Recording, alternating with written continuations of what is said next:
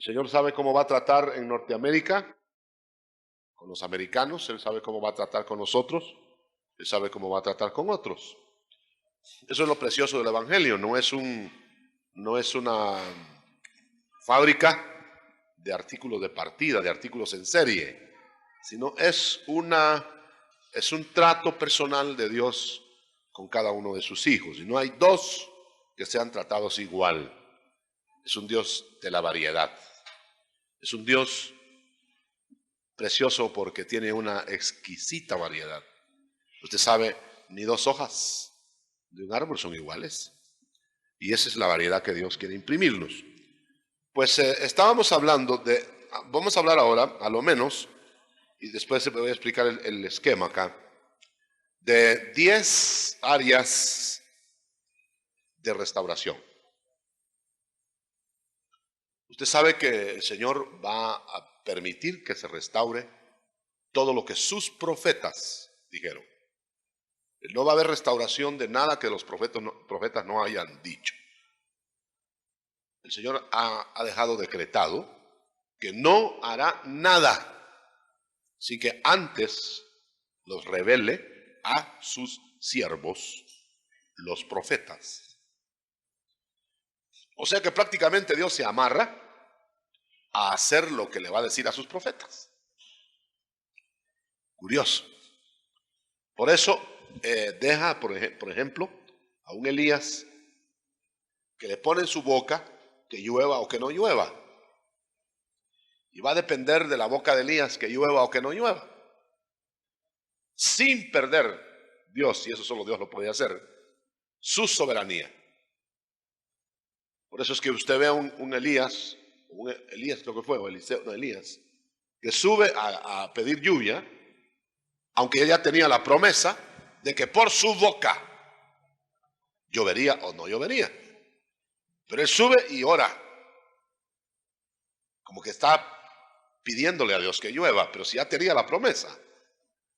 Y luego que no había señales, y después que una señal, todo ese asunto nos viene a hacer reflejar que Dios, aunque se amarra a la boca de sus profetas, de todas maneras conserva su autonomía. Solo Dios podía hacer eso.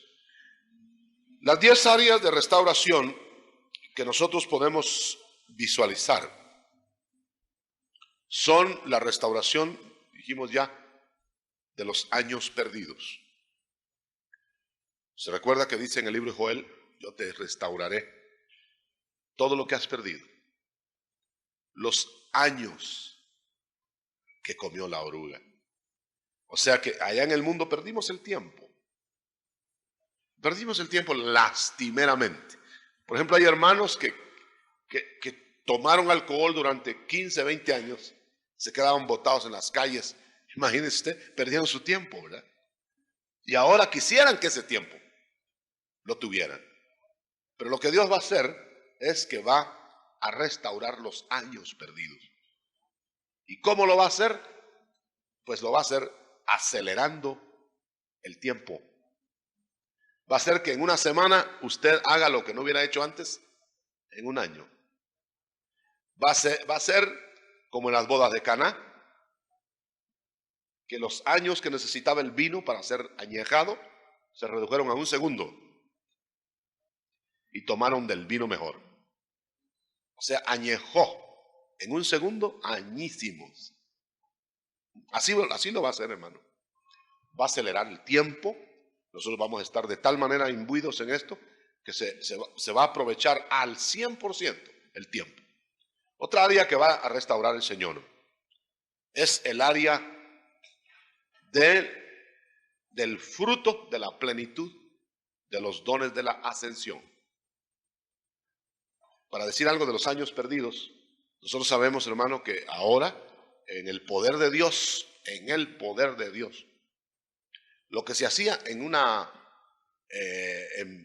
75, 100 años en Guatemala, cuando vino el evangelio, un evangelio presbiteriano, un evangelio bautista, se hace hoy en semanas.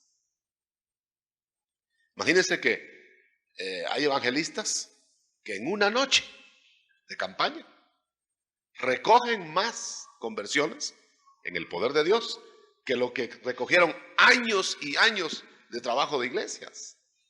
Ahí está la recuperación del tiempo. Pero pasando al fruto de la plenitud y de los dones de la ascensión, tenemos que dejar eso bien claro, hermano, que los dones de la ascensión son muy diferentes a los dones de los días de Cristo.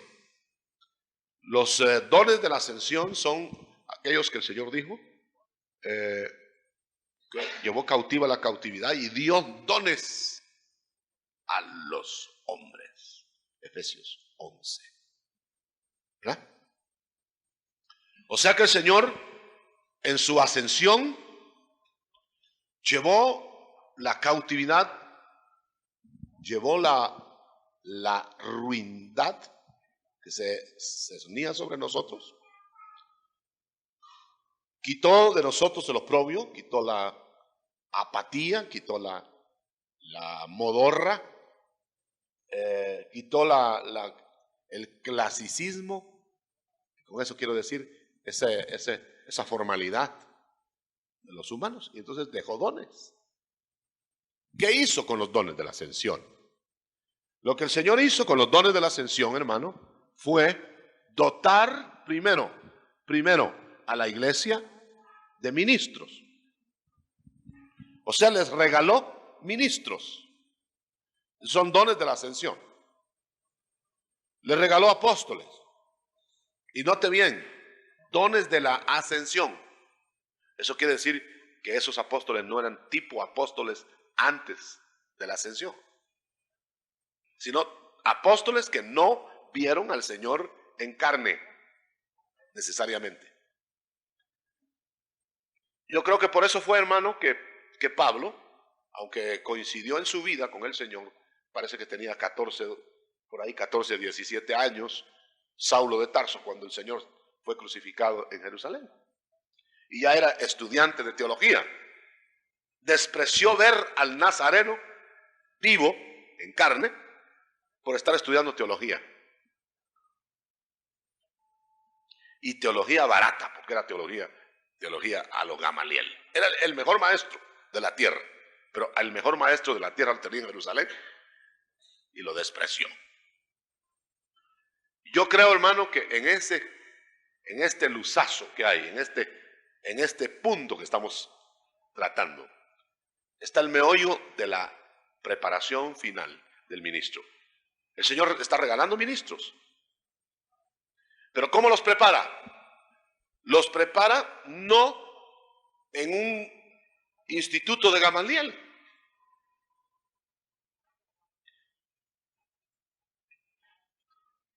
Gamaliel, el de la Biblia, porque hay muchos Gamalieles. Pero Gamaliel era el maestro más solicitado de la tierra, de la tierra palestina. No había maestro más caro que Gamaliel. Ahí pusieron a Saulo. Pero note eso entonces. Por estar estudiando teología a la manera de Gamaliel, no vio a Jesús. Y los que ahora van a ser instituidos como Saulo de Tarso, vio en un segundo en el camino a Damasco al maestro de los maestros. Y en un segundo aprendió lo que no había aprendido en toda la vida de Gamaliel. Gamaliel le había enseñado todo y en el camino de Damasco lo tuvo que botar. Y el Señor le dijo: yo te voy a decir lo que te conviene que hagas. Los hombres te han dicho esto y esto y esto y te perdieron. Te quitaron de la realidad de conocerme. Fíjese, hermano, ni Saulo conoció a Jesús en persona. Y era apóstol. Llegó a ser apóstol. ¿Cómo? Conociéndolo en la glorificación de la ascensión. Es el primer don de la ascensión. Les regaló el Señor a la iglesia un Saulo cambiado como don de la ascensión. Lo vio ascendido, lo vio a la diestra del Padre. Y el apostolado del tiempo presente, hermano, para la iglesia, es un apostolado en la misma normativa de Saulo de Tarso. Por eso es que la iglesia tradicional ahora salta cuando oye de apóstoles. ¿Qué apóstoles? ¿Dónde hay apóstoles? ¿Quién está? Te necesita haber visto al Señor en persona, y empiezan a hablar del apostolado, no de la ascensión, sino de los apóstoles del Cordero, por ignorancia o por inocentes.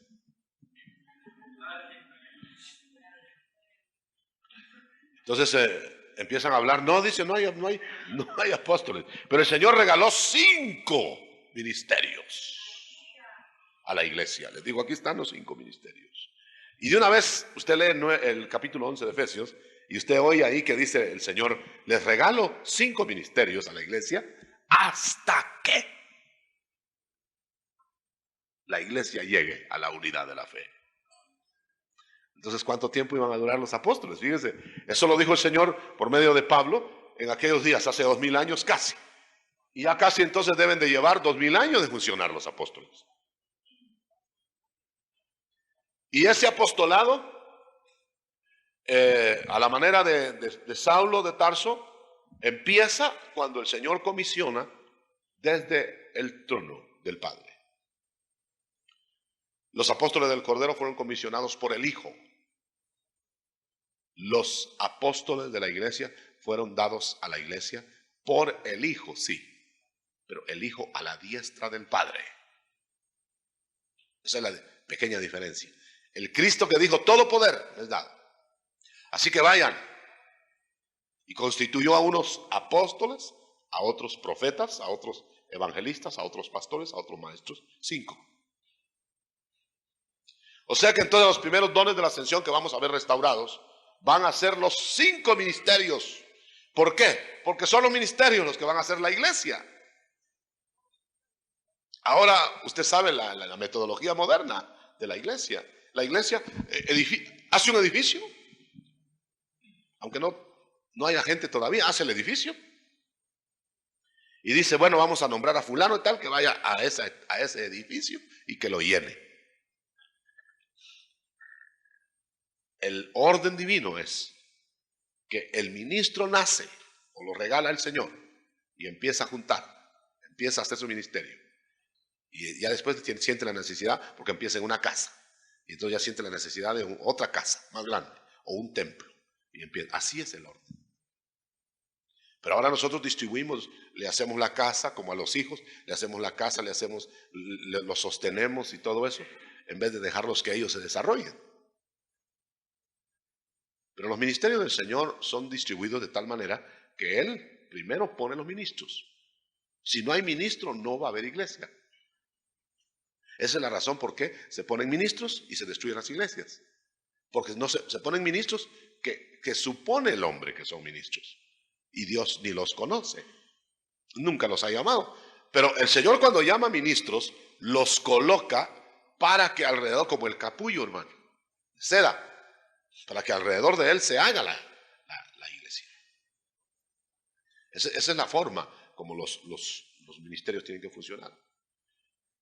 Además de los 5 ministerios que regaló a la iglesia y que van a ser restaurados porque se perdieron a lo menos 2 ministerios, dio dones, pero hablemos todavía un poquito más de los ministerios. ¿Por qué se perdieron los 2 ministerios cabeza? ¿Por qué se perdieron los ministerios proféticos y por qué se perdieron los ministerios apostólicos? Sencillamente se perdieron porque el hombre pudo fabricar los otros 3. Pero nunca pudo fabricar apóstoles ni profetas. Porque las credenciales de los apóstoles y profetas eran credenciales absolutamente fuera del alcance de los institutos. Ellos podían dar un cartón pastor, pueden dar un cartón evangelista, pueden dar un cartón maestro en teología. ¿Cómo le llaman? Máster en divinidad. Ya conocen a Dios en todos los aspectos. Pero no pueden dar un cartón apóstol de Jesucristo. Y no pueden dar un cartón profeta de Dios. No se animan, menos mal. ¿Por qué? Porque la Biblia estipula que las credenciales de estos dos ministerios, que son los ministerios que rigen a los otros ministerios en cuanto a su manera, lo vamos a ver, no pueden darle las credenciales. Porque las credenciales, usted sabe, para un profeta son haber visto al Señor glorificado, etcétera, ¿no? Y las credenciales del profeta, que tenga palabra, nada más, palabra de sabiduría, palabra de ciencia, discernimiento de espíritus, para empezar.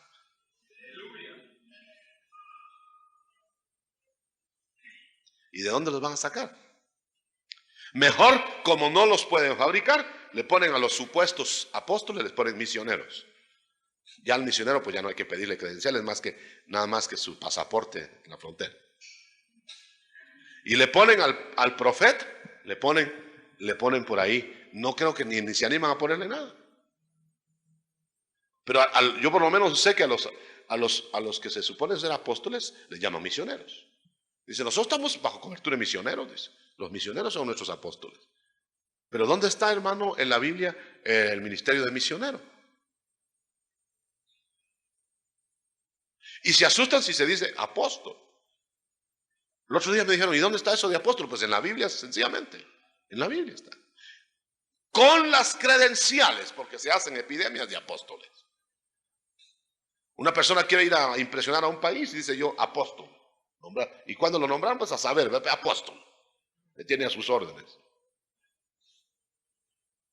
Y realmente el apostolado tiene que ser comprobado. Los probaban a los que se decían ser apóstoles. La iglesia primitiva probaba a los apóstoles. Entonces quiere decir, hay una pauta para probar apóstoles. Hay un patrón para probar profetas. Yo soy profeta de Dios. Veámoslo funcionando. Discernámoslo funcionando. Tremendo eso. Cuando yo tenía esta idea bíblica, es decir, no bíblica, pero creía yo que era bíblica, de que había nada más, me habían enseñado el tabernáculo de Moisés. Y me habían dicho, hermano, si en el tabernáculo de Moisés, enseñanzas tradicionales, solo hay 3 ministerios.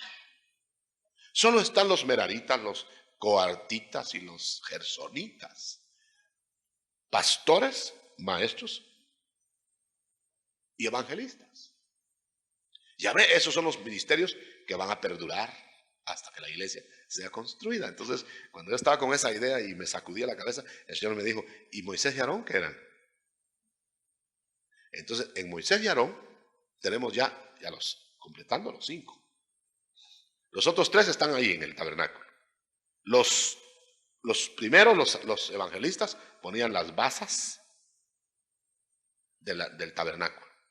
Los evangelistas son los que abren campo, abren brecha. Evangelizan y entonces ya se formó un núcleo. Entonces ya vienen los otros hermanos de hijos de Aarón y ponen las cortinas y ponen todo lo demás. Ya se instala el pastor después de que el evangelista puso las bases. Y enseguida después vienen y cubren todo lo demás y complementan los maestros. Pero bajo la dirección del profeta Aarón y bajo la cobertura del apóstol Moisés. Fíjese, ahí están los 5.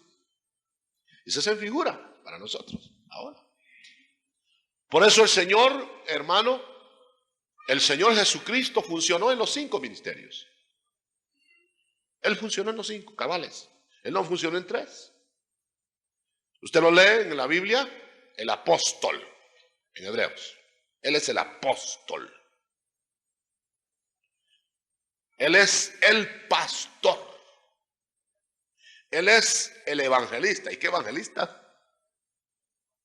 Él es el maestro. Y él es, que siempre se me escapa más, el profeta.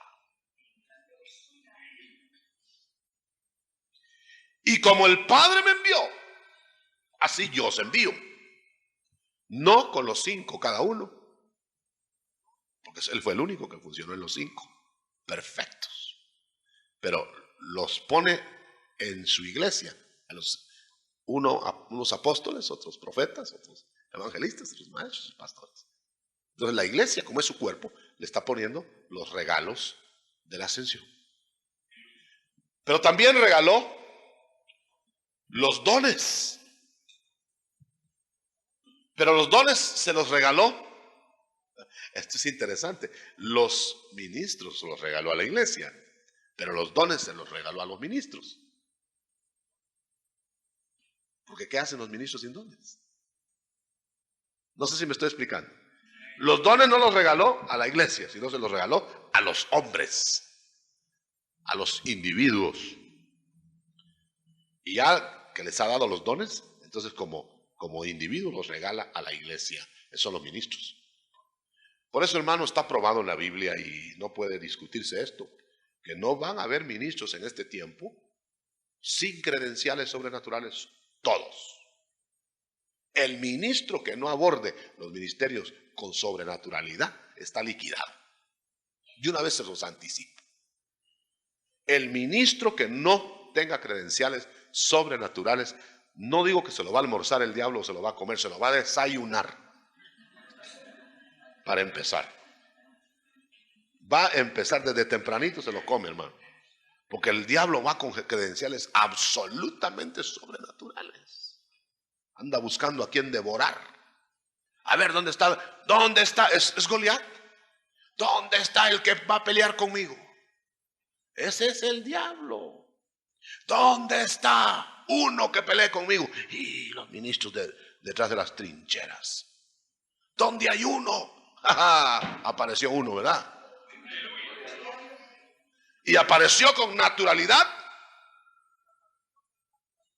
Hermano, un puntapié le pega Goliat a David si no llega con credenciales sobrenaturales. ¿Dónde está el que va a pelear conmigo? El ungido Saúl bajaba toda su estatura que tenía, hermano. Y salió Davidcito, y cuando lo vio, ese va a pelear conmigo, ese chaparro va a pelear conmigo. Mire, la sobrenaturalidad no siempre se ve en el físico. Menospreció a David porque dijo, no, yo no soy, vienen aquí, ese viene con una onda traes ahí tú, sí, una onda, con una onda como que fuera animal, dijo Goliat. Por supuesto que fueron sus últimas palabras. Mire, hermano, un ministro sobrenaturalmente, una sola pedrada pega, hermano. Llevaba 5. ¿Qué tal si le clava las 5, hermano? Una le pegó. Y los ministerios y ministros en el plano natural todavía andan buscando piedras y no las hallan, hermano. Está muy grande, está muy chiquita, qué aburrido, que el otro. Se mojan en el río y resultan nadando en el río y ya se quedaron sin buscar piedras. Resultan dándose un baño, van a bautizar a la gente y resultan nadando crawl.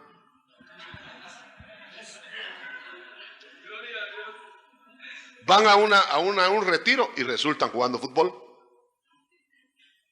Y el pastor de una iglesia, alero derecho.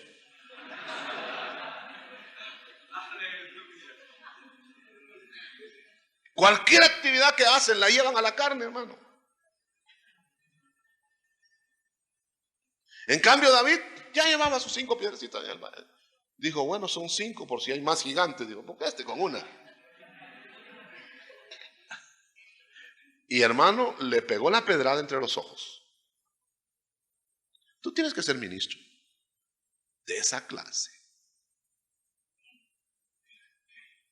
No van a haber sillas vacías, hermano.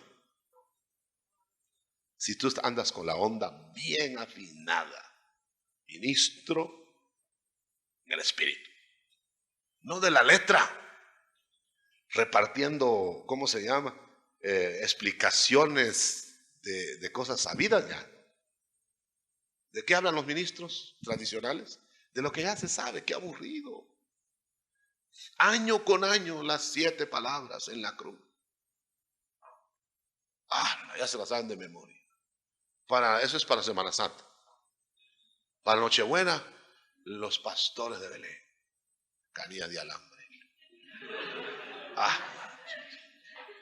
Qué aburrido, hermano. El mundo mejor se chupa esa noche, hermano. Para estar oyendo la misma cosa, mejor chupan. Aunque de todas maneras chuparían. Pero el ministro en el espíritu anda con la piedra que le va a pegar al diablo entre los ojos. Gloria a Dios.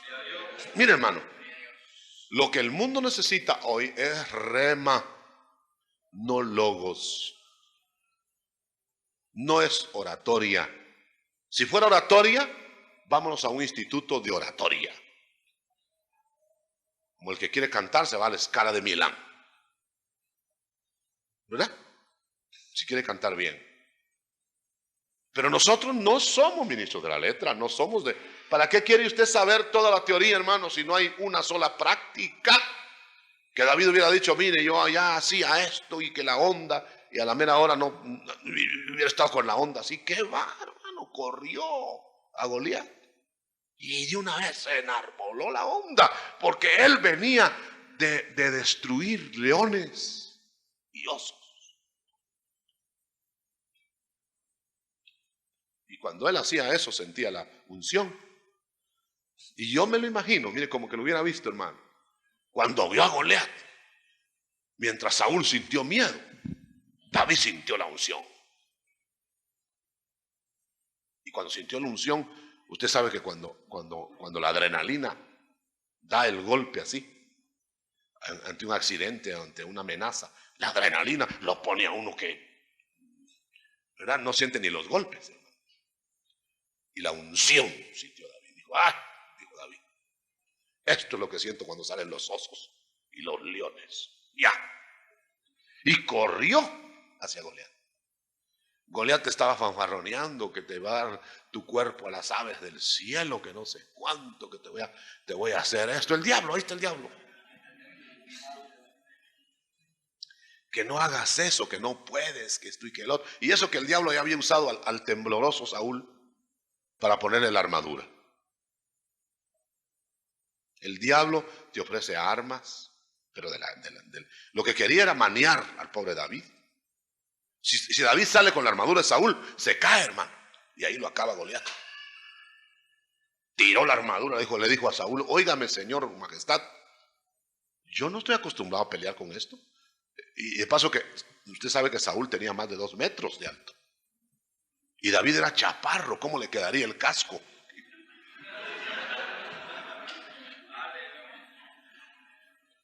Y probó a andar, dice, y no pudo.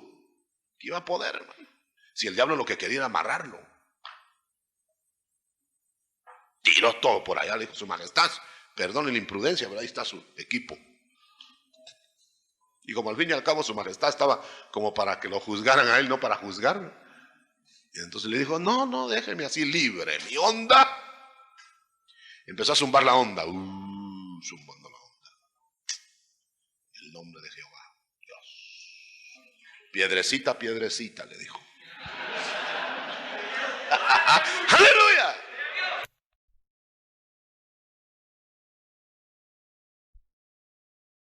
Ministerio sobrenatural.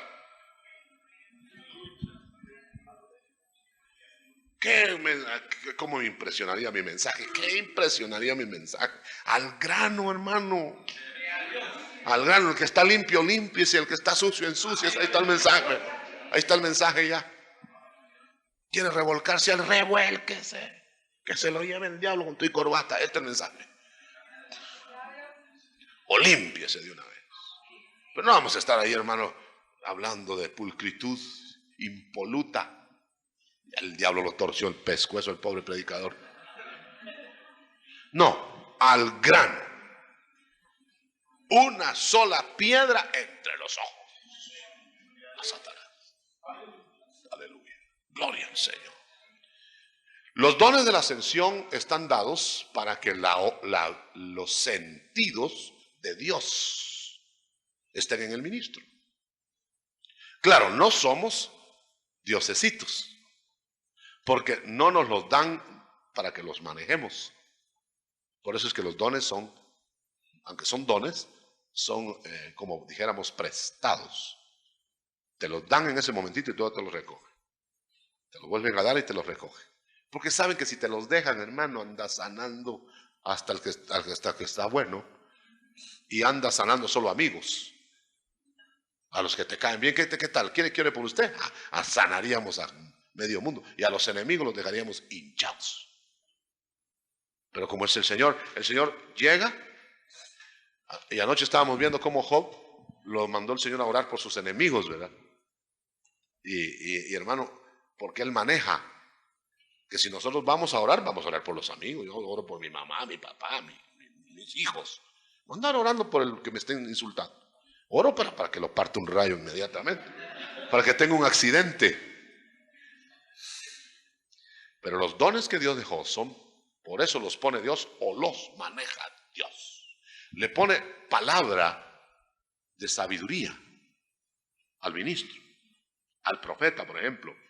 Palabra de sabiduría no es nada más que la vista de Dios hacia el futuro.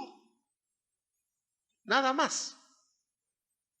Y por eso es que es posible que el ministro se pare ante una persona y le diga: veo que tú vas a hacer esto, tú vas a ser rey, le dijo un vidente en el Antiguo Testamento a un hombre. Se paró un hombre y le dijo: tú vas a ser rey. Y cuando seas rey, y dice que se puso rojo. Mire cómo describe la unción ahí, la Biblia. Dice que se mudó de rostro el profeta. Y le dijo: veo que tú vas a ser rey. Y era un siervo, un sirviente. Veo que tú vas a ser rey. Vas a ser rey de Israel. Y sí que le clavó los ojos. Y vas a hacer en tu reinado, vas a hacer esto, vas a matar a las mujeres, vas a hacer atrocidades, vas a hacer esto y el otro.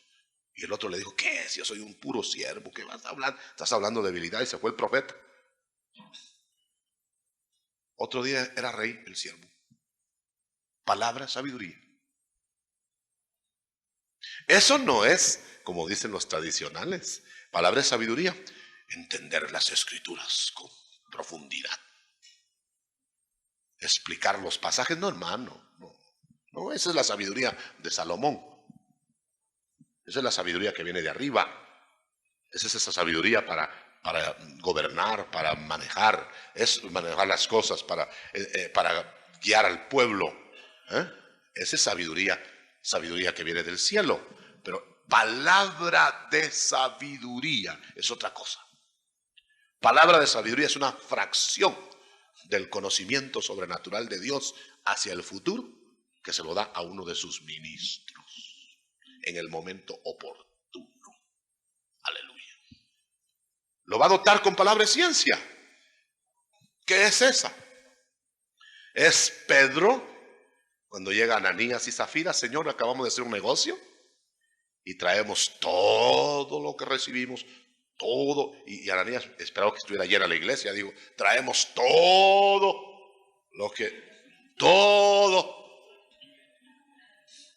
Fíjese, estaba engañando al Espíritu Santo. Pero Pedro no sabía el asunto y solo se le quedó mirando. ¿Por qué dejaste que Satanás llenara tu corazón? ¿Cómo lo estaba viendo? Por palabra de ciencia. Esa es la radiografía de Dios en el presente o el pasado de las personas. Mire, palabra de ciencia. Giesi salió a alcanzar a Naamán cuando el profeta Eliseo no quiso recibirle los regalos. Y dijo: no, me voy yo detrás de los regalos, dijo Giesi. Pero como Eliseo se mantenía orando, el pobre viejito, dijo Giesi, mientras estaba orando, ahí estaba de cabeza. Y Giesi se salió por la puerta de atrás y se fue a alcanzar a Naamán y le dijo: Naamán, mi patrón dice que mejor que sí le dé todos los vestidos que ella traía y todos los regalos. ¿Cómo no? Con mucho gusto, le dijo Naamán. Él no miraba ni el filo de su nariz y le dejó todo a Giesi. Pero Eliseo no le dijo que lo fuera a pedir. Y entonces regresó: ¿y ahora qué hago con todo esto? Llevaba ropa, llevaba de todo, hermano. Lo enterró. Y lo enterró Giesi. Y entró por la puerta de atrás y todavía estaba Eliseo orando. Dijo, bah, menos mal que no se dio cuenta. Y bajó palabra de ciencia en Eliseo. Y le dijo, Giesi, ¿de dónde vienes? No he salido, le dijo. No he salido, mire, estoy sacudiendo todo el libro. No ha salido. ¿Acaso no te vi cuando le pediste los vestidos a Naamán? De cabeza orando en el cuarto. Tú le pediste los vestidos a Naamán y Naamán te los dio. ¿Por qué te llenaste de codicia tu corazón? La lepra de Naamán va a ser quitada, pero se te va a pasar a ti. Y en el instante que Naamán sanó de la lepra, apareció leproso Giesi. Por palabra de ciencia. ¿Usted sabe cómo caminarían las iglesias así, hermano? Entraríamos nosotros como aquel hermano que cuando el pastor entraba en ayuno, decía, ya salió el pastor del ayuno. Sí, se iba. Porque ese hermano salía de los ayunos y ponía a mirar, venga, usted hizo tal cosa ayer, usted tal otra. Hermano, esos son los dones que van a ser restaurados. Ya están siendo restaurados. Para susto de todos nosotros. Van a llegar los días, hermano, que el pastor va a estar en la puerta viendo entrar a las ovejitas. Hermanita, quiero hablar con usted. Hermana, suba a mi oficina. Hola. Hermano fulano, venga acá. Hermano, era de morirse. ¡Huya! ¿Pero no cree que sería saludable, hermano? Vendrían pocos, pero los pocos vendrían bien a cuentas. Sí, hermano pastor, con toda la... Hermano pastor, viene a cuentas. O si no, el pastor lo llamó. Sí, hermano. Sí, hermano, me arrepiento. Gloria a Dios. Como Saqueo. El Señor se le quedó mirando. ¿Acaso le dijo algo? Solo miró. Sí, Señor, sí, lo voy a devolver. Aleluya. Y cuadruplicado le dijo, porque el Señor todavía se le quedó mirando. ¿Lo vas a devolver? No le dijo, lo vas a devolver. Solo se le quedó mirando. Lo voy a devolver. Se le quedó mirando. Sí, 4 tantos. ¿Qué le parece? Aleluya. Dele gloria a Dios, hermano. Los dones de la ascensión están volviendo. Así como entró ya el desfile de ministros. Ya cada ministro viene con su paquetito de dones. Ahora bien, he tenido oportunidad de oír a algunos pastores en alguna ocasión que se quejan y dicen, se van mis gentes de la iglesia, no me tardan. ¿Qué será, hermano? Hay que revisarle sus credenciales. ¿Cuándo lo llamaron? ¿A dónde lo llamaron? ¿Qué cualidades le dio el Señor para eso? Porque si no, no. El pecado de Jeroboam fue que él, cuando vio que el reino se partió en dos, Roboam por un lado y Jeroboam por el otro, Roboam se quedó con el templo de Jerusalén, o con el tabernáculo. Y ahí estaban los sacerdotes. Pero como Jeroboam tenía reino, dijo, yo soy tan rey como el otro, pero no tengo templo, ni tengo sacerdotes. Entonces dijo, pero ¿qué me cuesta? Los voy a fabricar. Hizo su templo en no sé dónde dice que lo puso. Y fabricó sacerdotes del vulgo, del pueblo, dice. Eso quiere decir, son las iglesias de hoy haciendo ministros. ¿Quién les da la lista? Se las dará a Dios. Andan buscando, mire, usted deje su trabajo, véngase. Usted venga. Ellos mismos, solo para tener alumnos en el instituto.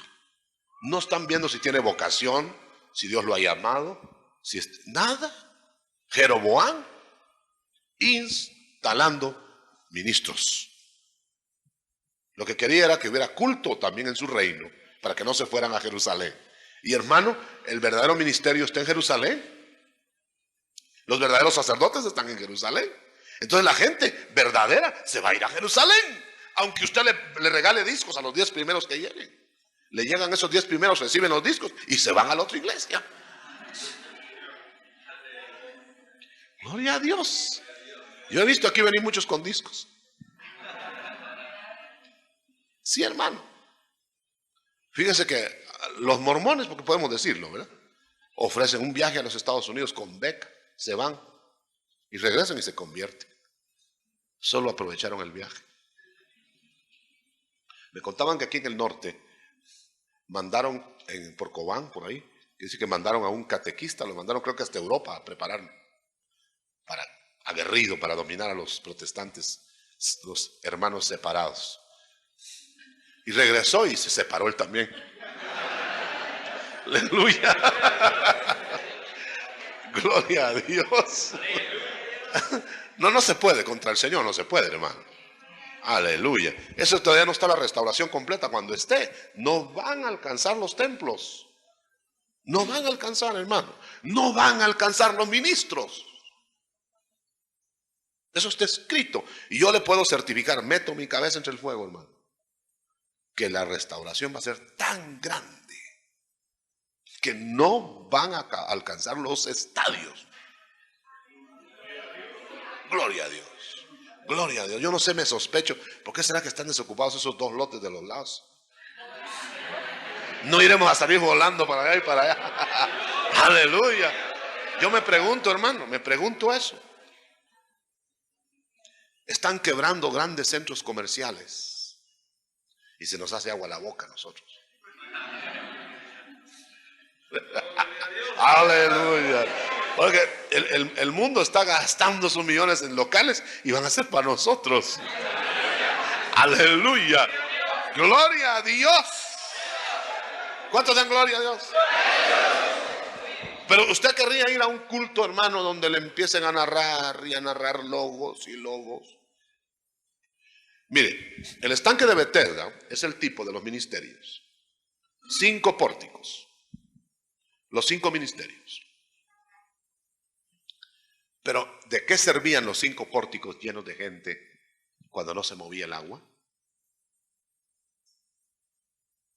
Servía de hospital. Un montón de gente enclenque, un montón de gente que no servía para nada, gemidos, dolores. ¿Y qué pasaba? Nada, hasta que se movía el agua. Cuando se movía el agua, el primero que entraba se sanaba de cualquier enfermedad que fuera. Ese es el ministerio sobrenatural. Pasado el movimiento del agua, Bethesda era aburrido. ¿Quién iba a Bethesda? Iban a Bethesda por el movimiento del agua. Y quien movía el agua era un ángel. ¿Por qué nosotros nos empecinamos en estar metiendo gente al agua tranquila, hermano? Solo mojamos enfermos. Bethesda era Bethesda por el movimiento del agua, del ángel. Usted lo puede leer. Los 5 pórticos se vaciaban y se tiraban al agua. Solo uno entraba. Ahora hay un movimiento del agua más grande que el movimiento de ángeles. El movimiento de Cristo. Ahora Cristo está moviendo el agua. Pero hermano, nosotros queremos estar en pórticos con agua tranquila. Yo le reto. Si usted no se mete al ministerio sobrenatural, mejor no se meta a ningún ministerio. Una buena ebanistería, un buen trabajo por ahí que se consiga sería mejor. Y se mete al agua. Pero hermano, ¿por qué vamos a estar nosotros insistiendo en tener gente ahí perdiendo el tiempo? Yo no tengo interés en un ministerio de otro modo. Yo se los he dicho a ustedes tantas veces. Yo me aflijo, hermano, cuando pasa un día y no sucede algo en mi vida. El Señor me lo enseñó a mí. Porque me dijo, el día que te hagas rutinario, los primeros que se te van a ir las gentes. Y antes de ellos me he ido yo. Pero si el Señor está en medio. ¿Qué es lo que viene a buscar la gente a los centros de donde se mueve el agua? Viene a buscar la unción. La palabra ungida, hermano. Gloria al Señor. Mire, hasta el maestro de los maestros de Israel dijo: yo estoy enseñando generaciones de discípulos. El maestro Nicodemo, el maestro. No dice que en el original no dice un maestro, sino el maestro de Israel. Era el número 1. Y cuando vio su ministerio seco, mucha cabeza, hermano. Si no vio cómo le llegó de presumido al Señor, pues. Pero se rindió, fue al Señor, dijo: no, este maestro es mejor que yo, dijo. Este sí trae poderes de Dios, dijo. Este sí mueve el agua. No, yo voy a ver dónde está el secreto, cómo hace, y los va a buscar, usted sabe. ¿Y cómo llegó de presumido? Nosotros sabemos que tú eres. Discurso le echó al Señor, nace de nuevo, lo digo de una vez. No, lo que tú no tienes, no sirves para nada. Tú eres un maestro, no cabe duda que Dios te envió, porque las señales que tú haces, solo el que Dios lo trae. Y así que le echó flores, el Señor se quedó mirando. Sí, pero tienes que nacer de nuevo. Y le dijo: nosotros sabemos que tú eres el maestro. Así que le terminó de decir eso. Sí, pero si no naces otra vez, no entras al reino. No sirves. Y como no lo soltó de ahí, ¿verdad? Entonces le digo: ¿pero qué es nacer de nuevo? Ya estaba bravo Nicodemo. ¿Pero qué es? ¿Cómo? ¿Me tengo que meter? Mire qué burlón. Porque eso lo hizo de sarcasmo. Me tengo que meter otra vez en el vientre de mi madre. Ay, hermano. Mire qué malcriado lo que le dijo el Señor. Pues sí, porque ahí le estaba diciendo por otro lado, como que dice: Señor, ¿me quieres? Entonces el Señor le dijo: ¿y no eres tú el maestro de Israel? ¿Y no sabes tú esto? Entonces, ¿qué les estás enseñando a tus alumnos? Se puso colorado Nicodemo. ¿Por qué, hermano? Porque el Señor le probó que no era pasar conocimientos de una cabeza a otra, lo que tenemos nosotros que hacer en el ministerio, sino dar la palabra que los haga nacer otra vez. Amén. Fíjense que yo sé de ministros que tienen años que no se convierte una persona en su iglesia y están tranquilos.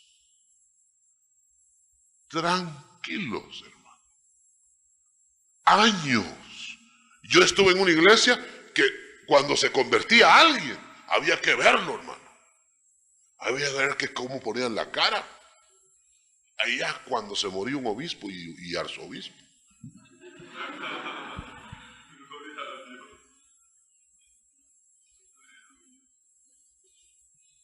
El evangelista T.L. Osborne cuenta en su testimonio que él trabajó con algo así como 10 años, digamos, en el ministerio tradicional.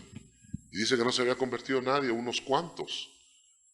Y cuando él recibió el bautismo y tuvo su primera noche de evangelismo, él cuenta en su libro que esa noche se convirtieron más que en todo el resto de su vida anterior. En una noche. Usted lo mira aquí, hermano, 50, 60 cada vez que se hace llamamiento en los domingos.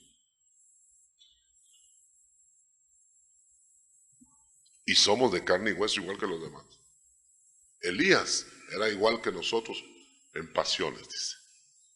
Pero cuando la unción lo tomaba, si él decía no llueve, no llovía.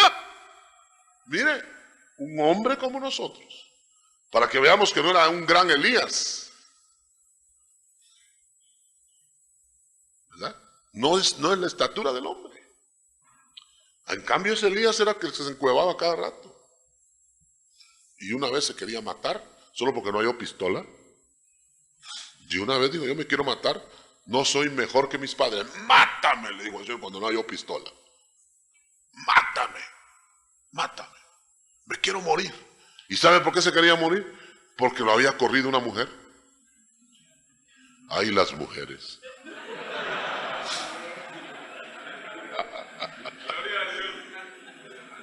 ala. Lo había corrido una mujer, un dedo largo así. Salió huyendo Elías. Y cuando él se sintió, el profeta de Dios huyendo, se sintió tan mal que se quería matar, hermano. Le dio vergüenza. Hermano, si nosotros no tenemos un ministerio, y el ministerio sobrenatural, y con eso voy a terminar, el ministerio sobrenatural descansa, no, todavía tenemos tiempo. El ministerio sobrenatural descansa sobre la santificación. Y le quiero poner un ejemplo. Usted sabe que el Señor quería que Sansón fuera un héroe de la fe.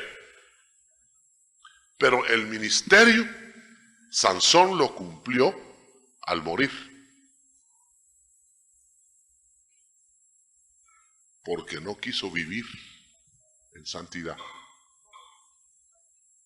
Dios cumplió lo que había dicho. Derrotar, aplastar a los filisteos. Pero Sansón no lo quiso hacer en vida. O no lo pudo hacer en vida, porque no se santificó. Y usted ve todo lo que hicieron con él, lo apresaron, lo tomaron, pero cuando él volvió a tomar fuerza, prisionero, y le dijo, Señor, esta vez ayúdame, se santificó. Y entonces derrumbó el templo y mató a todos los filisteos, pero murió él. Y dice, más fueron los que mató con su muerte que los que mató en vida. Pero el plan de Dios era que él aplastara a los ministerios, a los filisteos en vida, no en muerte. Pero ¿por qué no lo pudo hacer en vida? Porque no se santificó, hermano. ¿Por qué no entendemos eso? Mire, si no hay consagración, para hablarlo más claro, consagración. Consagración puede hacerla usted en medio de su trabajo. No solo los ministros a tiempo completo. Consagración puede usted hacer. Consagración quiere decir no contaminarse, dejar de contaminarse. Que su alma y su espíritu estén limpios, que no se contaminen aún en el trabajo donde esté. Esa es consagración. El que se consagra hace la tarea en vida. Pero si nosotros no nos consagramos, lo que hace el Señor es que nos corta. A Sansón lo cortó, porque el Señor pudo haber hecho que el templo cayera sobre los filisteos y él quedara en un hoyo así, indemne. Pero no, el castigo era para todos los que estaban bajo ese templo. Y como él, por no santificarse, llegó a estar en medio del templo de Dagón, lo aplastó el Señor. La tarea se hizo, vencidos los filisteos, pero Sansón no vivió para verlo. Hermano, nosotros tenemos que estar seguros que si no hay ministerio sobrenatural no vale la pena. Sansón con un ministerio sobrenatural, mire todo lo que hizo, hazañas tremendas, una detrás de otra, pero aparte es que por no santificarse, murió. Pero las hazañas las hizo. O sea que prefiramos hacer el ministerio sobrenatural en santidad. Porque si no, el mismo ministerio nos va a matar. Yo conozco un varón, mejor dicho, supe de un varón, que tuvo un ministerio tan extraordinario, hermano, pero mire, lo más grande que dicen que ha habido después de Pablo. Y no voy a decir ni el nombre, porque terminó hereje. Mejor sí, ¿verdad? William Branham. William Branham. Dice que es el ministerio más grande que ha habido después de Pablo.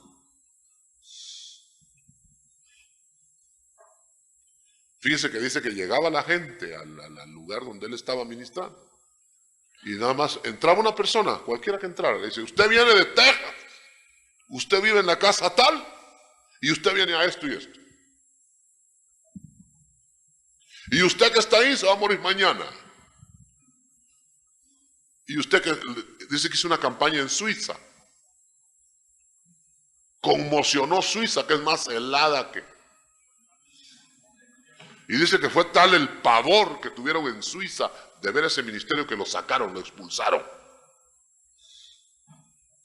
Al que pasaba por la calle le miraba, en uno de los libros que yo leí de él, a una persona, dice que les veía la sombra, a una persona en sombra se iba a morir. Y le decía el Señor, ¿cuándo? Y una persona entró una vez y le dijo, usted está triste ahí, sentado. Usted está triste, párese, le dijo. ¿Usted que está ahí? ¿Quién? Usted. Y mandó sus sugieres y lo pararon.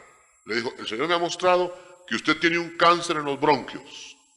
Acabo de ver sus bronquios, están tomados por un cáncer. Hágame favor, le dijo. Mire, llévele ahí el dinero.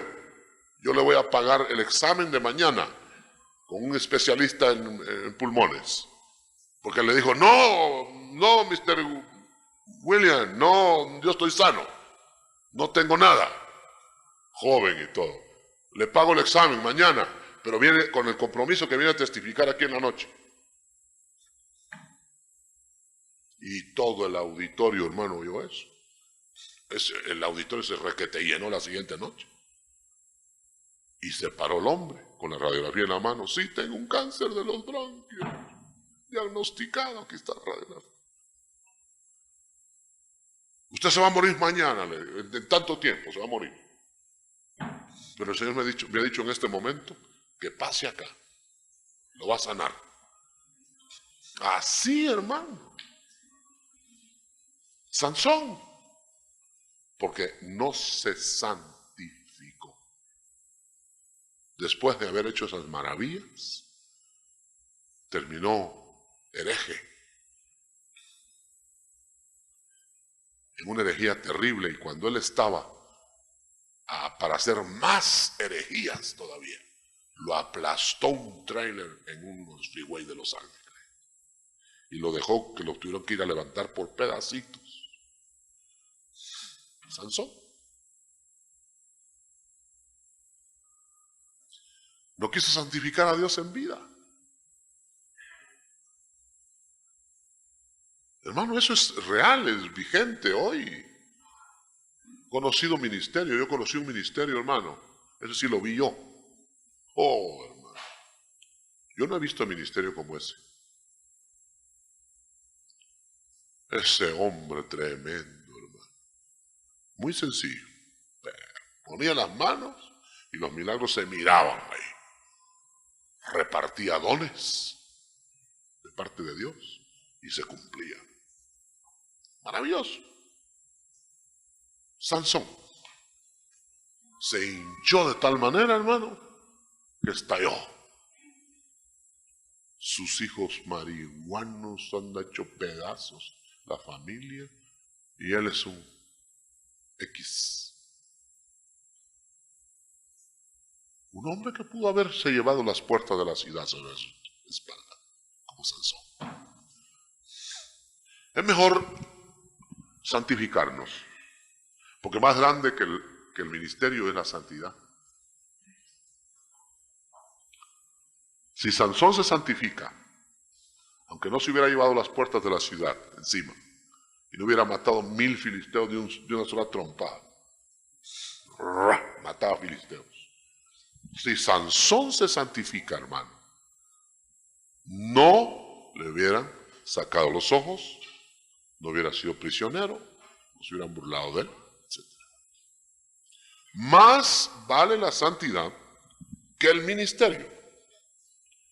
Si el ministerio te va a envanecer, si el ministerio te va a hinchar, mejor no tenga ministerio. Mejor banquero en el ministerio de la banca, que aporta muy buenos dividendos. Sí, hermano, es preferible. Si tú vas a perder tu galardón, vas a perder tu confianza con Dios, tu comunión con Dios, por un ministerio, mejor pierde el ministerio.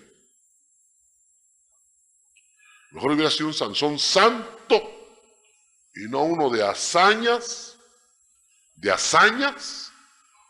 que paró ciego y muerto.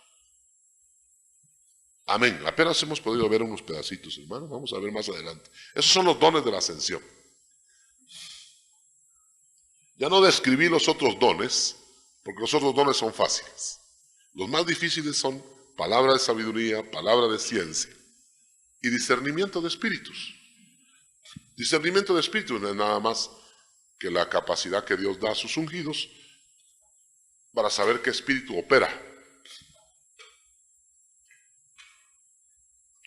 Si hay un ruido por ahí, saber que es el diablo o la imaginación o Dios.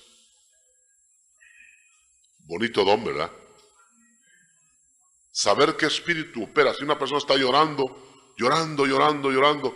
por operación de discernimiento de espíritus, tú puedes saber que el espíritu que está tocando ahí, a esa persona, es emoción personal, es un espíritu diabólico o es el Espíritu Santo. Muy interesante. Yo me recuerdo una vez que una persona, estábamos alabando y adorando, y empezó a encenderse y elevarse, precioso, muy bonito. Y el Señor me hizo sentir que eso era, eso que parecía que era igual a lo demás, igual, hasta más bonito. El Señor me hizo sentir, me dijo, ponle la mano, es el diablo. Y era igual. Y al ponerle la mano, cayó al suelo.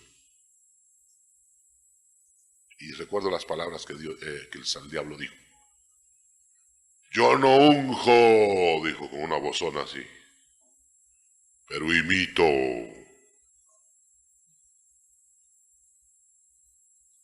Se necesita discernimiento. Hermano Julito, ahí está mi hermano, ese regalo que me trajo de las espigas. Está hermano Julio ahí, mi hermana Carmencita, sí, qué precioso. Vamos a hacerle un cuadrito ahí para ponerlo, porque me trajo a enseñar, yo nunca las había visto, la espiga de trigo y la de cizaña, y cómo se parecen. Y ahí están las espigas, vamos a ponerlas en un lugar a que la miren todos. Yo nunca había visto eso, y igual, hermano, con razón digo el Señor, no corten, digo, yo voy a saber que voy a cortar. Nosotros cortamos el trigo, ¿verdad? Y dejamos la cizañota. Aleluya, gloria a Dios. Muy bien. El Señor va a restaurar la imposición de manos. La imposición de manos es una de las actividades que ha perdido la iglesia. Usted va a las iglesias tradicionales y le dicen que la imposición de manos era una costumbre judía.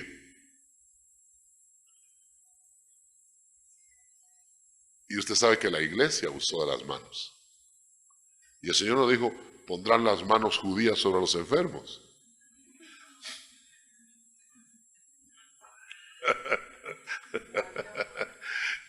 O sea que la imposición de manos es una de las grandes restauraciones en la iglesia. Por imposición de manos se van a mandar ministros, por imposición de manos se va a dar profecía, con imposición de manos, por imposición de manos se va a dar salud, con imposición de manos se va a dar el apostolado, los ministerios, por imposición de manos va a ponerse uno en comunión de compañerismo con otro ministro, por imposición de manos se va a consolidar todo, hermano, por imposición de manos. Era por imposición de manos que se transmitían las maravillas de Dios en la iglesia. Por eso fue que cuando Simón el mago vio que por imposición de manos se daba al Espíritu Santo, les ofreció dinero. O sea que Simón el mago miraba las manos de los apóstoles y de los siervos del Señor y qué cosas sucedían cuando ellos ponían las manos. Y Simón ofreció, ¿cuánto quieren? Dijo, eso está bueno. Hermano, ¿y cuánto ofrecerían por las imposiciones de las manos suyas? Lo único que hacemos es despeinar a la gente. Y ni peine le damos para que se vuelva a peinar. ¿Cuánto le daría a un mago? Fíjese que era un brujo. Los brujos tienen sus trucos, ¿verdad? Y a veces tienen poderes diabólicos.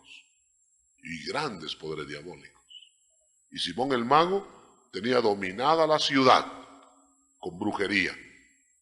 Y cuando vio lo que hacían los siervos de Dios con las manos, les ofreció dinero. Dijo, si con lo que están haciendo estos siervos de Dios me hago millonario. Dijo. ¿Cuánto quieren? Dijo. Y le sonó las fichas así mismo. Y Pedro le dijo, tu dinero perezca contigo. ¿Qué crees que el don de Dios se compra con dinero? Porque veía que al imponer las manos, los paralíticos se levantaban. Al poner las manos, los leprosos sanaban. Era una maravilla. ¿Y cuánto dan por nuestra imposición de manos? ¿Cuánto dan? ¿Cuánto dan? ¿Cuánto dan? ¿Cuánto dan? ¿Quién da más? Yo digo que 5 centavos a veces es caro.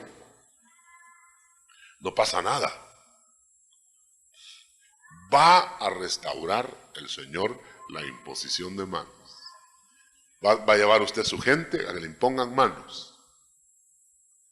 Y va a ver usted cómo van a salir. De acá, de este lugar, están saliendo gentes normalizadas por imposición de manos. Yo se lo puedo asegurar, lo he estado viendo. Ahí ya en las oficinas. Tengo experiencias personales en casa. Por imposición de manos. Por imposición de manos he visto desaparecer consecuencias de hepatitis. Por imposición de manos he visto desaparecer tumoraciones. Por imposición de manos he visto normalizar la salud totalmente de una persona. Por imposición de manos he visto que se desaparece una glomerulonefritis aguda. Pues para decirle unos casos. Una hermana nos contaba que por la radio, ni siquiera imposición de manos, cuando dijimos acá, ponga su mano ahí en alguna forma, vamos a orar, en lugar de la enfermedad, póngalo ahí. Y dice que la hermana estaba mala de un ojo. Y vamos a buscarla para que testifique esa hermana, si la logramos que testifique el domingo. Tenía un ojo absolutamente perdido. Y lo habían visto ya en el oculista y le tenían tapado el ojo. Y cuando oyó, dice que sintió ya deseo de unirse en la oración, por radio en su casa. Y dice que pegó el ojo al radio. Y cuando dijimos, en el nombre de Jesús, le entró la luz en el ojo. Y le bañó un calor y se quitó el... Y dice que miraba más con ese nuevo que con el otro. ¡Aleluya! Esa es imposición de radio. Okay. ¡Gloria a Dios! Está restaurando el Señor, hermano. ¡Aleluya! Esto se pone bueno. Vamos a parar danzando otra vez. Restauración, número 4, del cuerpo de Cristo.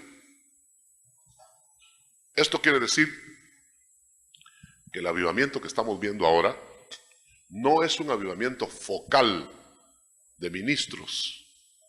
No es que ahora se va a levantar un grupo por allá avivado y otro grupo por allá avivado. No, el Señor está ahora levantando la realidad del cuerpo de Cristo en la tierra. Ahora no va a tener apellidos el avivamiento. Ya no van a ser ni pentecostales ni luteranos, no. Se va a avivar el cuerpo entero de Cristo. Ahora imagínense millares a la manera de Cristo ministrando, hermano. Y a eso agréguele usted que va a haber una cantidad de gentiles ministrando a la manera de Cristo.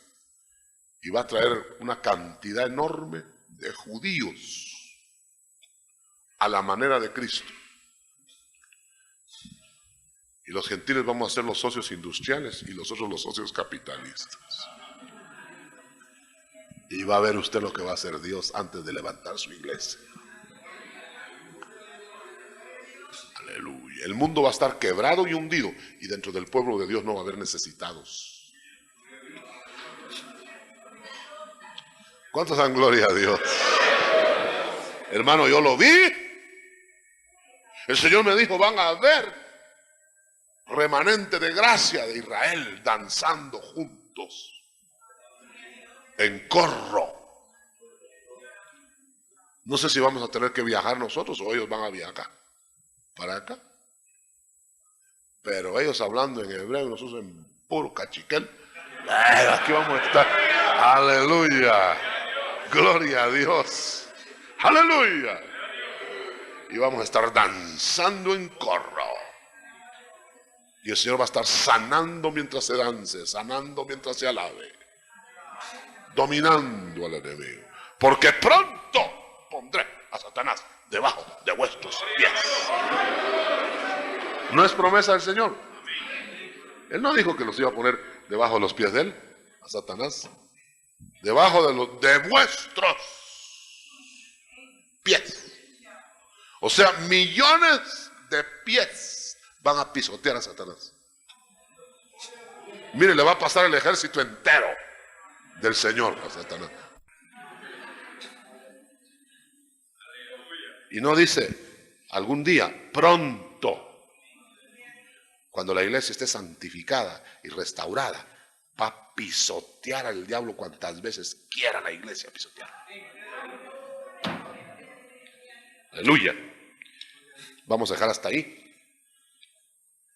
Aleluya. Porque quiero explicar nada más el esquema. Ahí está el tabernáculo de Moisés. Aquí está la puerta. Enseguida de la puerta está el altar de bronce. No está el señalador. No está no, si no, no tenga pena. Ahí está. No, tal vez no. Bueno, mirémoslo así. Gracias. Por favor, gracias, hermano. Mire, aquí está la puerta, una sola puerta. Eso es Cristo. Una sola puerta para entrar al tabernáculo. No hay otra entrada. Este es el plan de redención. Entonces, en primer lugar, usted ve que estaba el altar de bronce. El altar de bronce era el altar del sacrificio. Entonces, el altar de bronce significa la conversión. Y el arrepentimiento y la conversión. O sea, como esta es figura de Cristo, todo esto, para nosotros significa la puerta a Cristo, ¿verdad? El altar de bronce, el sacrificio perfecto de Cristo. Pero para nosotros lo que significa es arrepentimiento y conversión. Si no hubiera habido sacrificio aquí, nadie hubiera podido pasar más adelante. Este es el atrio. Entonces va entrando el pecador y pasa por la puerta, se convierte ante el sacrificio. Se convierte y se arrepiente en el altar de bronce. Pero respecto a Cristo es el sacrificio único y perfecto. Luego enseguida hay un lavacro donde había agua, en donde había limpiamiento, y esto significa el bautismo de agua, en donde se confirma el limpiamiento de Cristo, el que santifica perfectamente. Esto es salvación y esto es santificación. O sea que aunque el agua no santifica, el agua del bautismo, pero significa que estamos limpios. En el agua se supone que estamos limpios. La figura es que ahí hay un lavado, por eso el bautismo tiene que ser inmersión. Porque hay un lavado total. No le lavan solo el copete. Perdonen las palabras castizas. Pero no le lavan a uno solo la coronilla, ¿verdad? Ni solo le tiran agua así. Rociada, ni así. Sino que lo mete. Porque es lavatorio completo. Es el bautismo de agua. Luego entramos al lugar santo. En el lugar santo está lo primero, el candelero. El candelero significa, hermano, la doctrina que alumbra, la doctrina apostólica que alumbra todo el área. Porque este candelero alumbraba por medio del aceite de oliva, el aceite santo. Entonces el aceite santo, el Espíritu Santo daba luz. Quiere decir que entonces la doctrina tiene que ser a través del Espíritu, iluminando, no a través de la cabeza enseñando, ni los sesos funcionando. No es de sustancia gris, porque solo saca grises a las gentes. Es luz del aceite. Doctrina inspirada, iluminada. Aleluya. Entonces eso significa la doctrina de los apóstoles. Respecto a Cristo, significa que Él, porque Él es el candelero, es nuestra luz. La única luz que iluminaba aquí era la luz del candelero. Si no había luz del candelero, estaba oscuro. Quiere decir, si Cristo no está iluminándonos, estamos oscuros, aunque nos traten de iluminar otros. Ahí no había luz del sol, ahí había luz del candelero.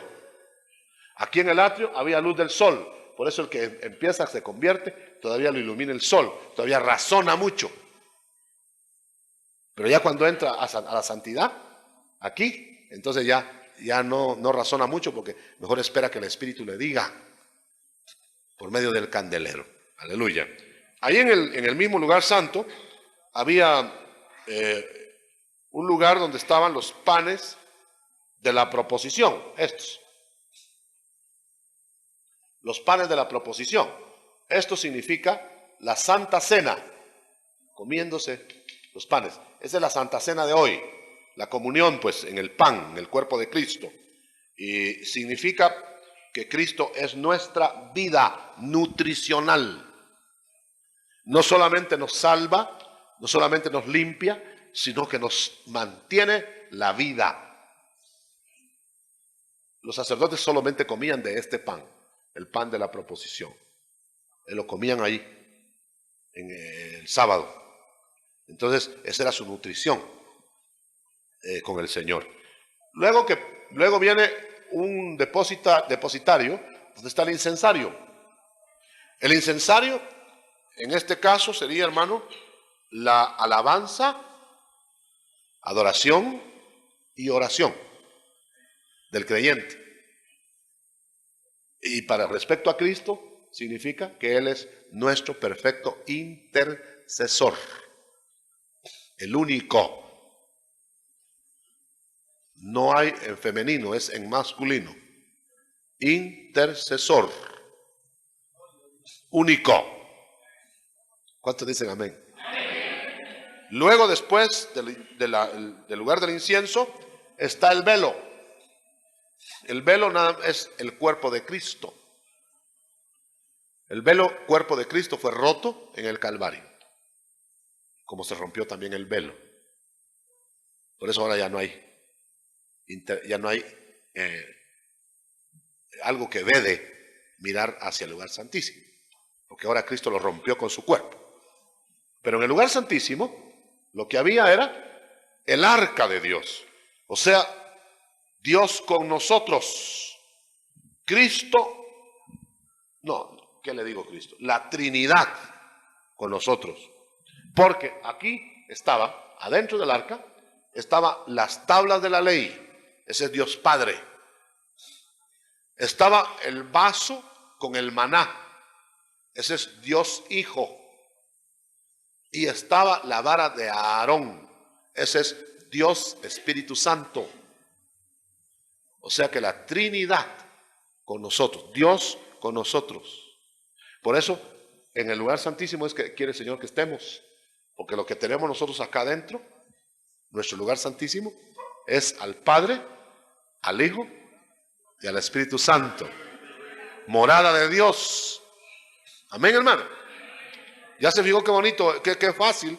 Lo traté yo de simplificar lo más posible, porque este esquema es complicadísimo. Yo lo he visto hasta con caras y en colores y no entiende uno nada. Porque es muy difícil, pero así lo simplificamos. Porque para el caso que vamos a estar estudiando, comparativamente con el tabernáculo de David, y vamos a ver la diferencia entre uno y otro. Habiendo concluido, esto es, hermano, sería cómo llegar a Dios. Entonces, aquí está la ruta, ¿me entiende? ¿Cómo llega el hombre a Dios? Ahí está, la ruta. Y cuando nosotros, fíjense que nosotros entramos primero por el cuerpo, ese es el cuerpo. Después llegamos por el alma, lugar santo, y hasta que llegamos por el espíritu. El clímax. Ahora bien, en cambio Dios nos analiza de adentro para afuera. Cuando usted lee la descripción en la Biblia de que Dios hace del templo, del tabernáculo, la describe Dios de adentro para afuera. Y cuando está hablando del hombre, entonces como lo ve el hombre, entonces lo describe de afuera para adentro. Porque el hombre va viendo primero esto, después esto, después esto, después esto, hasta que llega aquí. Pero Dios empieza a narrar de aquí para acá, al revés.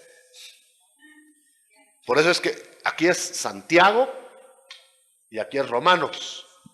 Se lo voy a explicar. Toda la carta a los Romanos, usted la lee y es Dios mirando al hombre. No pide obras, no pide nada, porque lo está mirando, nos está mirando aquí.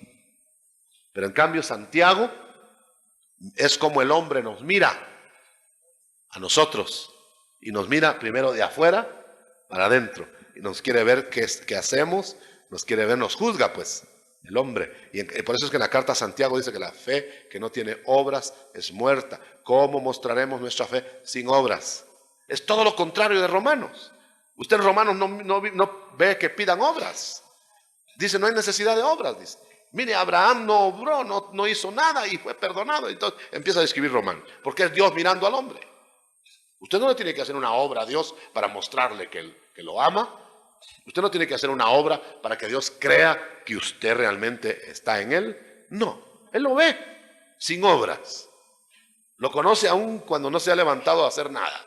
Ahí está, lo conoce. Pero el hombre no le va a creer a usted nada si no le ve las obras. Entonces, esto es justificados para con Dios, Romanos. Esto aquí afuera es justificados delante de los hombres. Ese es Santiago. Por eso dicen que Martín Lutero, que no entendió esto, no sé por qué. Para mí que es sencillo, no crea yo, no quiero decir con esto que no era inteligente Lutero, dice que era un cerebro superdotado.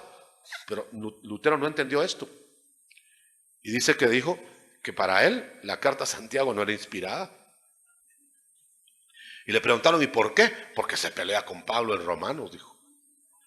Aquí dice Romanos que no hay que hacer obras para tener fe. Y acá dice que hay que hacer obras para tener fe. ¿En qué quedamos? Dijo, quito a Santiago, dijo. Y nunca comentó a Santiago. Pero, hermano, eso es la explicación. Santiago explica la fe a los hombres y Romanos explica la fe ante Dios. Amén. Gloria a Dios. Ahí terminamos. La exposición a lo menos.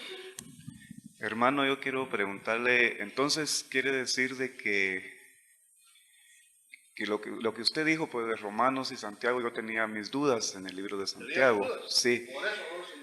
Entonces quiere decir que la fe es para Dios y las obras para el hombre. Exactamente. Usted si no tiene obras, usted si no es justo, si no es, ¿cómo le pudiera decir? Si no es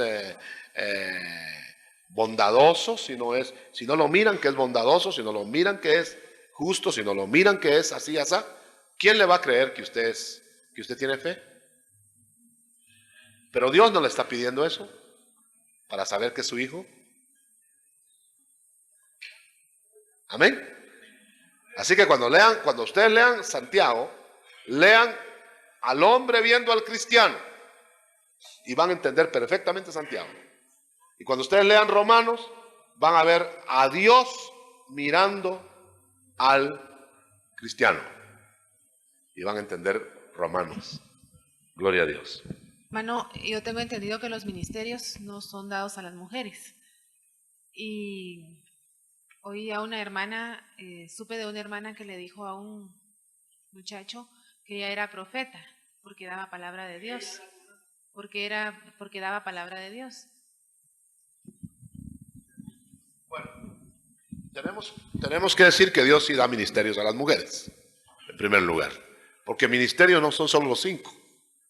Ministerios son servicios a Dios del hombre, ¿verdad? Entonces las mujeres sí tienen ministerio. Ahora, que no pueden ser cabeza de ministerio, por el hecho de que esos ministerios fueron dados al varón.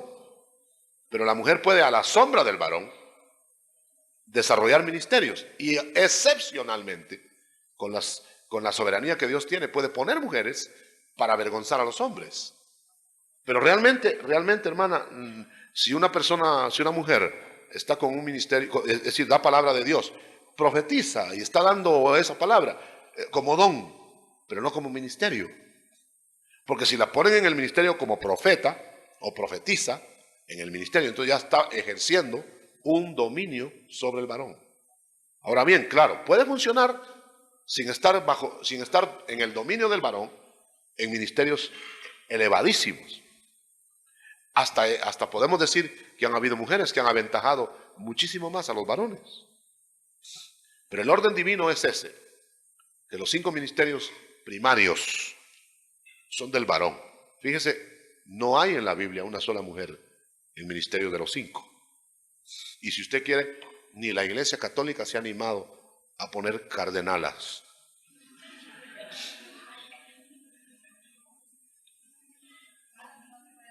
No hay ministerio en ese sentido, en ese plano. No sé si me estoy explicando, hermano. No es que la mujer no puede trabajar. La Biblia, en el capítulo 16 de Romanos, hay una lista de mujeres trabajando como mucho más que los varones, pero en el orden. Porque la mujer es derivada, por el hecho de ser derivada, tiene que estar siempre derivando, siempre tiene que estar dependiendo. Porque la mujer no fue hecha primero, sino el varón. ¿Estamos claros en eso? Pero dentro de esa área, hermano, yo creo que aquí en la iglesia trabajan más las hermanas que nosotros los varones. Eso estoy seguro, hermano. No es por una flor para consolar a las hermanas. Anacronismo. Es imposible. Una mujer puede estar predicando, entregando el mensaje como mensajera de Dios, pero no es una que instituye en un ministerio primario. Las mujeres anunciaban en los días de Cristo, inclusive fueron las primeras que anunciaron la resurrección del Señor, pero no por eso las vemos en los 5 ministerios de la ascensión. Amén. ¿Qué otro consuelo le damos a las hermanas? Bueno, yo quisiera saber si en el caso suyo está funcionando simultáneamente el ministerio de pastorado y apóstol. Mire, hermano, las funciones de los ministerios son muy curiosas, porque los ministerios no son necesariamente exclusivistas, sobre todo ministerio apostólico. Pablo funcionó ocasionalmente en los 5 ministerios. O sea, el apóstol es como el director de orquesta. Dijimos ya aquí, que aunque no puede tocar todos los instrumentos de la orquesta, en un momento dado sabe cómo se debe tocar cada uno de los instrumentos. Pero no se va a poner de trompetista, ni se va a poner de violinista en la orquesta, porque desafina la orquesta. Tal vez no la desafina, pero no la toca bien. Pero el profeta, el apóstol, es ocasionalmente multifacético. En el caso del servidor, pues, hay 2 funciones. La función pastoral como un respaldo a los pastores que están administrando la iglesia, más que otra cosa, y la función apostólica. La función apostólica no es nada más, a veces se asusta a la gente, y ahora ya me estoy acostumbrando un poquito, hermano. Pero la función apostólica no es nada más fundar iglesias, edificarlas, consolidarlas, visitarlas, normarlas, etcétera. Es la función apostólica, ambulante. Y estar en una iglesia local. Pero estos 5 ministerios no son de una congregación, son de la iglesia Es decir, pues, van a estar girando. Esa es la razón. Esa es la razón porque todavía estoy aquí de pastor. Sí, un día tantos les desaparezco, hermano, pero el Señor me ha estado instando para movilizarme a distintos lugares. Porque, mire, hermano, hablemoslo claro, viene un avivamiento de tales dimensiones que la iglesia local va a ser una cosa ínfima. Ínfima. Va a haber un movimiento tal que vamos a necesitar aviones y helicópteros y todo eso. Y ya están apareciendo, no tenga pena. Para movernos. El Señor nos ha dicho que será de dimensiones continentales. El trabajo de acá, el avivamiento será mundial. Mundial. Absolutamente mundial. Hermana, que lo va a ver o que lo vio. Empecemos porque lo vea, pues. Hay que esperar que lo vea. Si lo ve, no necesariamente le constituyen un apóstol. No. Es que ver al Señor es uno de los requisitos. Es decir, muchos vieron al Señor en los días de, bueno, cuando estuvo aquí, y muchos lo vieron también después. Lo vieron 500 personas, lo vieron ascender. Estaba el Señor glorificado. No por eso los constituyeron apóstoles a los 500. De ahí sacaron apóstoles. Sí. Sí. Hermano pastor, los netineos o siervos del templo, ¿tipo de qué serían en este caso? Los netineos, sí, siervos del templo, siervos del templo, que eran los que llevaban el agua y la leña. Los aguateros. Sí, exactamente. Aleluya. Bueno, hay mucha tipología ahí, hermano. Los que refrescan, ese sería como una pinceladita de los que llevan el refrigerio al cansado y cosas por el estilo. Como los que estaban continuamente en el templo, los porteros, eran los cuidadores. Pero de allá era literalmente cuidar a los que entraban y salían. Pero para hoy sería velar lo que entra y sale, pero espiritualmente. Todo ahora es espiritual. Y había quienes llevaban leña, eran menesteres inferiores, no eran ministerios primarios. Entonces llevaban leña, llevaban agua, llevaban esto, eran servicios menores. Es como dijéramos, hay grados. Los que se van a ocupar de las mesas, los que se van a ocupar de las puertas, los que se van a ocupar de arreglar las sillas. Son ministerios, absolutamente ministerios, pero ministerios menores. Hay ministerios de dos clases. Ministerios primarios sobrenaturales y los ministerios secundarios, que son ministerios a nivel de lo natural. Por ejemplo, no se necesita sobrenaturalidad para digamos, proveer el agua de la iglesia. Eso necesita nada más tener cuello en la municipalidad.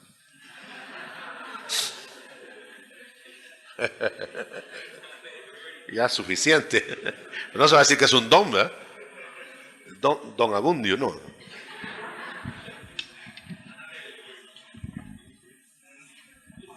Hermano Otto, se nos ha acusado últimamente de que esto de los apóstoles es nuevo.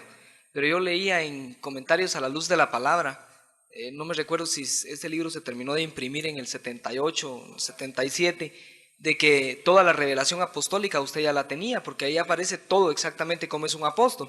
Ahora mi pregunta es esta, si usted ya tenía esa revelación, hermano, ¿cómo usted alguna vez buscó cobertura o sabía que usted iba a ser apóstol? No, yo buscaba cobertura, tuve cobertura. Y sin saberlo, sin saber el nombre de cobertura. Y tenía todas esas revelaciones hace tiempo, pero no había el momento, no era el momento. Si yo lo digo en aquel tiempo, si ahora me están colgando, en aquel tiempo me ahorcan, hermano, de una vez. No era el tiempo de Dios, no era el momento. Ya el Señor me había revelado.